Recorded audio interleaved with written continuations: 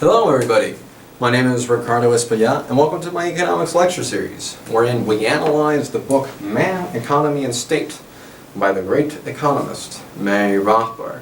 So far we have been analyzing the first chapter called Fundamentals of Human Action because since economics is the study of the logical necessary implications of human action, we must understand thoroughly what those implications are of human action in order for us to later understand more complex phenomena such as price formation, wages, interest rates, business cycle, and all that economic fancy stuff that you hear out there. So if you don't have a good base, you can not later understand the more important subjects, or not more important, but the later subjects that come in our journey through Man, Economy and States. So far we've been analyzing the implications of time, means, ends, and other stuff, but today we're going to analyze the implications with regards to value. We're going to look furthermore into what value is and where value is derived from. Why is it that we value certain goods more than others? And today we will resolve something that really puzzled economists for a very long time, which is named the value paradox, which goes something like this. Why is it that the value of platinum is higher than the value of water when water is necessary for human existence while platinum isn't? This puzzled economists for a while, but to answer it really briefly in one sentence, the answer lies in the law of marginal utility, which is what we will learn today. Now with that context in mind, let us dive into the material and understand a little bit further the implications of value in human action. So the first thing to consider is that when individuals value things, they don't value them in abstract categories. They don't. They value them in specific units. And what I mean by specific units is that when individuals value things, they don't value, for instance, cows versus horses. They value 2 cows versus 3 horses, or 4 horses versus 5 horses. 4 horses versus 5 cows, etc. In other words, what we need to take into consideration is not the abstract classes of platinum versus water, but the specific units that are being taken into consideration. So, when valuing things, individuals do not value abstract classes. What we value is the specific units. So we value, for instance, wow. It is a shame, guys. It's a sad day. Sad day. I was really going to do something very climatic right now, and then just for me to put that marker there and not see any ink come out, that was sad. It was sad. Anyways, what we value is, are you kidding me? It can't be. It cannot be. What we value is the small one did it. 2 cows, I gotta be, versus 3. Sorry for my dogs that are barking in the background. I do have 2 dogs, and I can't control when they can bark and not. Anyways, what we value is 2 cows versus 3 horses. And the reason why I'm using cows and horses is that's the example I use in the book. But also, the main important thing is not cows or horses. It could be 2x versus 3y, or x and y, I mean like any good. The important thing to take into consideration is that we're valuing in specific units, and this one is also dying. It is a sad day. Very sad day. Oh my god. Let's go with the other small one. Really? Really? Oh man, no way. There we go. 2 cows versus 3 horses. So that's what we value. And also the important thing to note is that these cows and these horses, they must be interchangeable. And the reason why they must be interchangeable is because if for some reason you value one of the cows that you have more than the other because one of them your mother gave them to you and the other one you bought it, then these are completely different goods.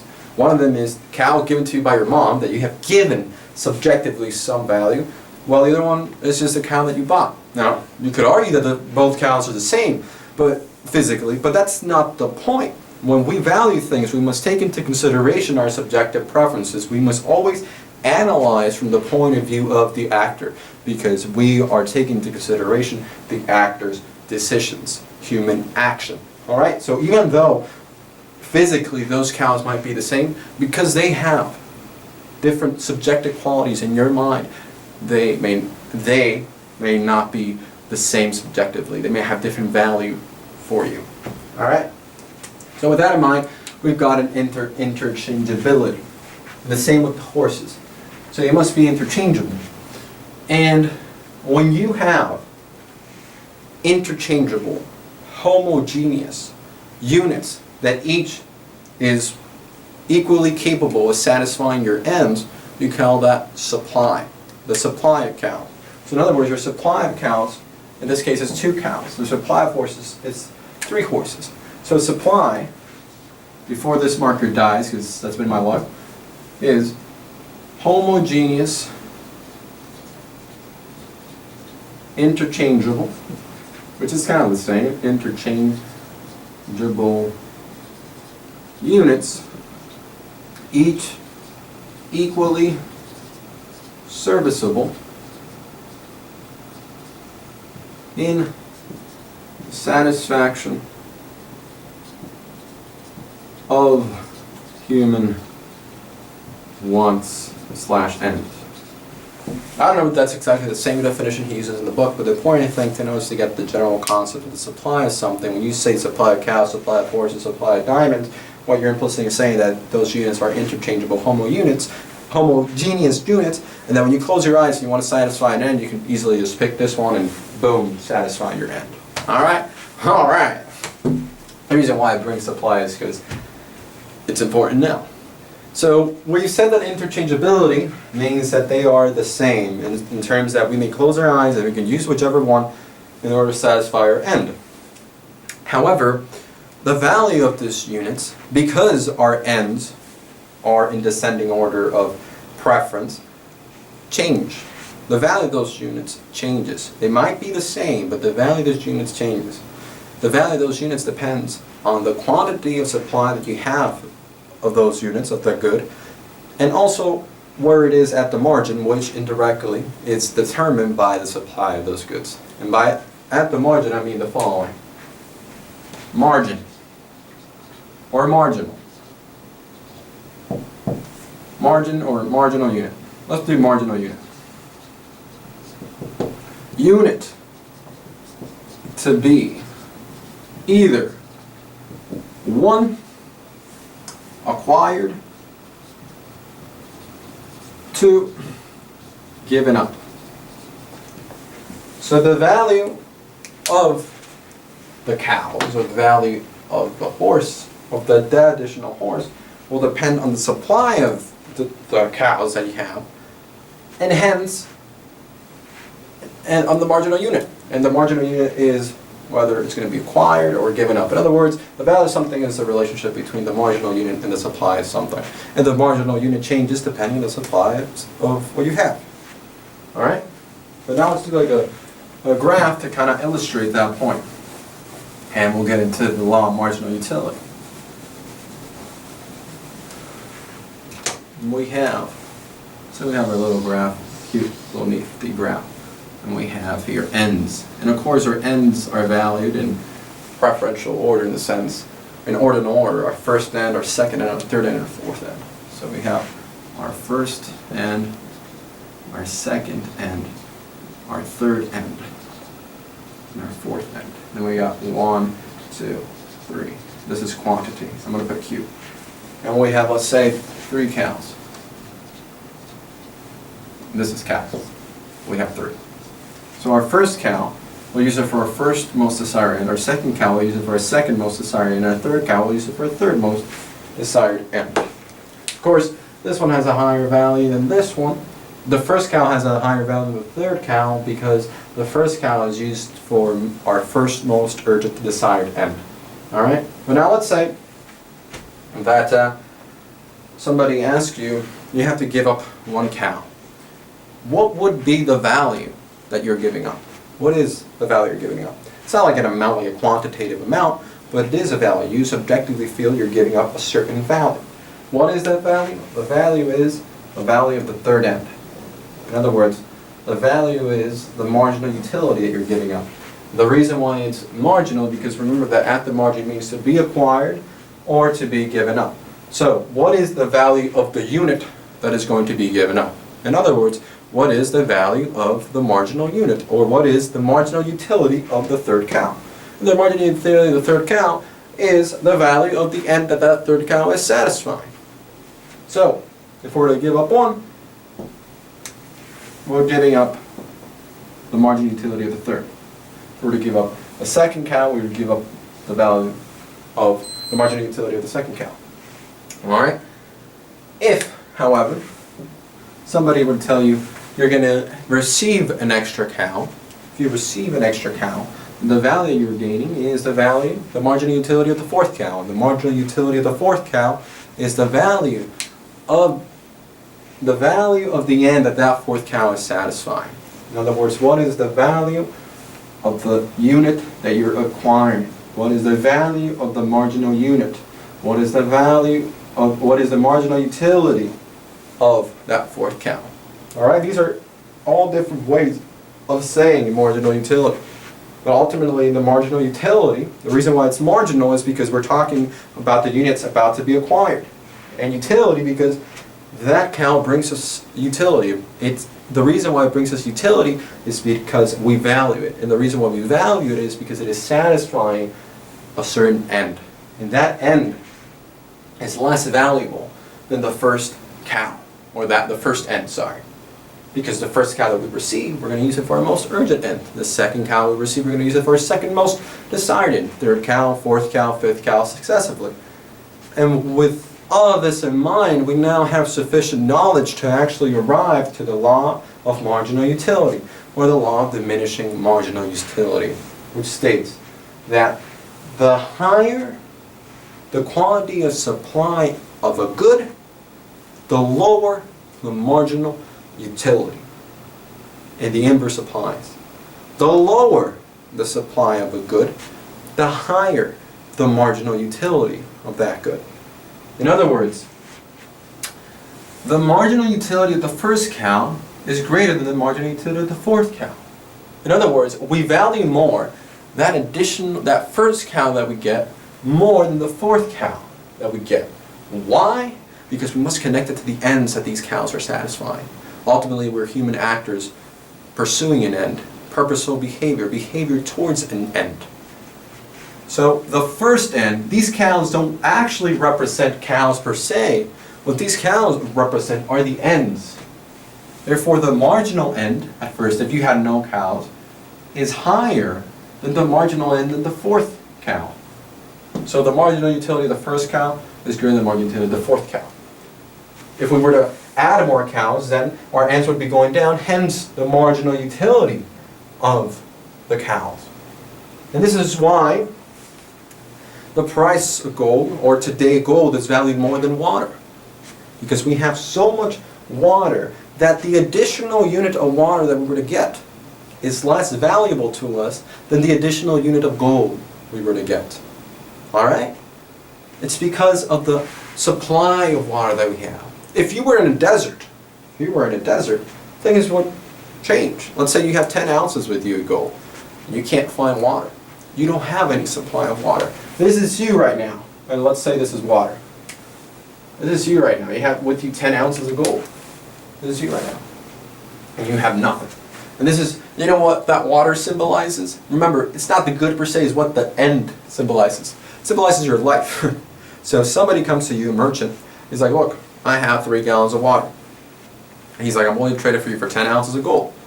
You, since what you value is your life, not the water per se or the gold coins per se, you do the trade.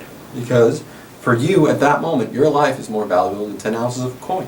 If you had, let's say, 1 trillion gallons, then you wouldn't do it. Because you have 1 trillion gallons, your end of satisfying water has already been satisfied. So that's how a value paradox gets solved. By the law of marginal utility.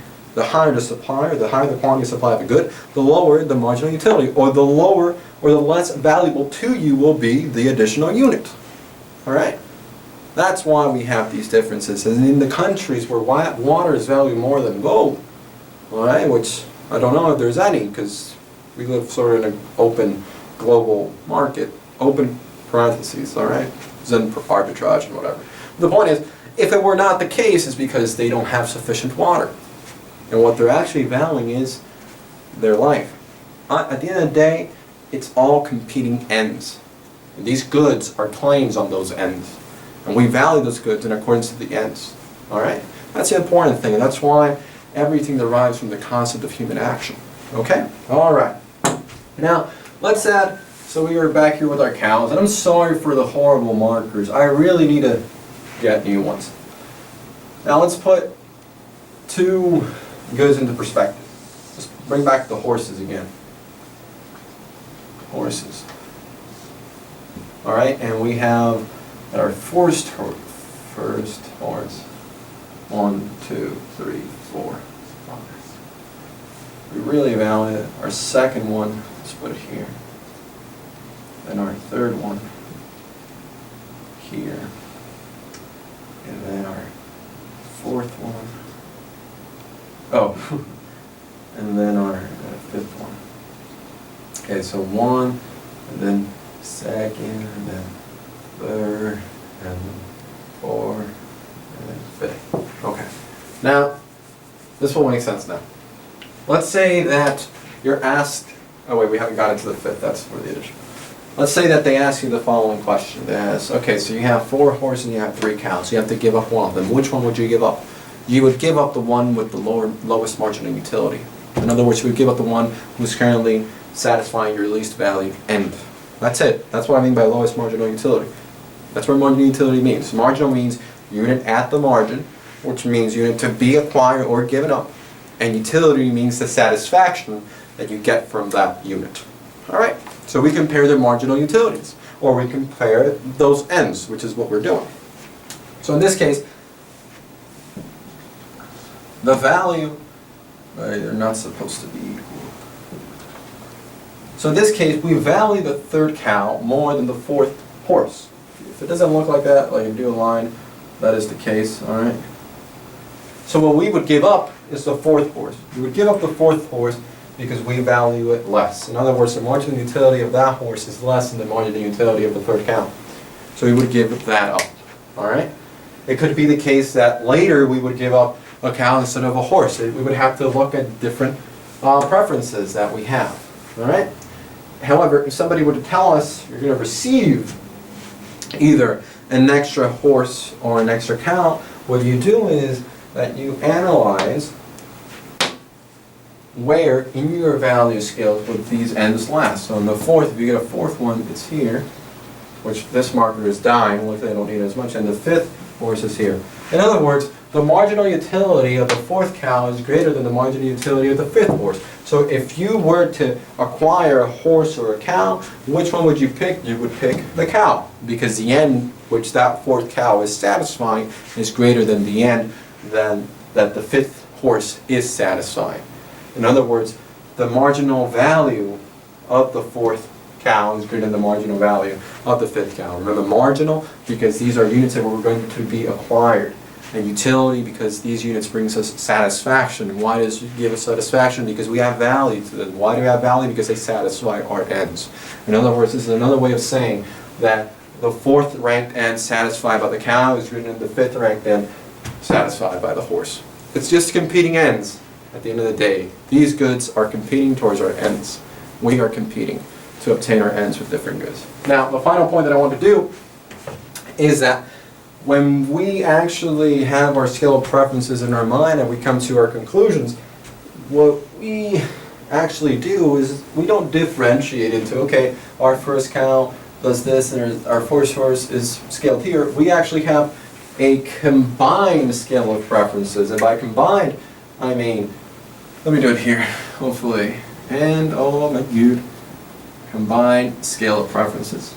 So what would actually be our first end, and the reason why I'm not delineating is because I want to keep in mind, would be our horse 1, then would be our cow 1, and then it would be our horse 2, and then it would be our cow 2, and then it would be our horse 3, there would be our cow 3, and like that, successively.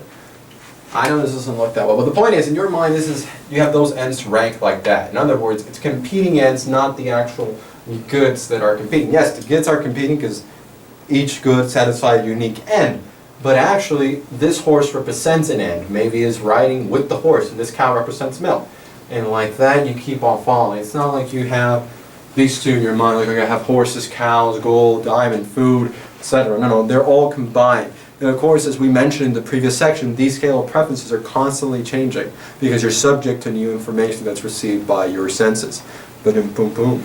Now, hopefully, like I said many times, all that makes sense. But if I were to sum it up, what we've learned is that the higher the quantity of supply of a good, which quantity of supply means interchangeable, homogeneous, discrete units, each serviceable in the achievement of an end, meaning you close your eyes and if I were to pick one that I had to give up, I wouldn't care which one.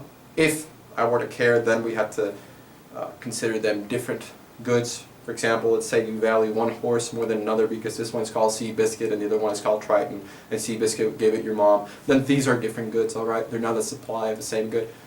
But anyways, back to the main point. The higher the supply, the quantity of supply of a good, the less the marginal utility. And by marginal utility, I mean the less we value the unit at the margin. And by the margin, I mean the unit to be acquired or to be given up. And the reason why that is because we in our minds have ends in descending order. The first good that we obtain in order to satisfy an end, we'll go for a most urgent end that we want to satisfy. Right? Then our second good would go to our second least valued end. Then our third good would go to our third less valued, etc. So the higher the supply of a good, or the higher the quantity of supply of a good, the lower the marginal utility. The less the supply of a good, the higher the marginal utility. We cannot give numbers or quantitative features to these marginal utilities because they are in our mind and there's no objective unit to do so. We can only say that we value one end more than another end. And with that in mind, thank you very much for your time, and hopefully all this made sense.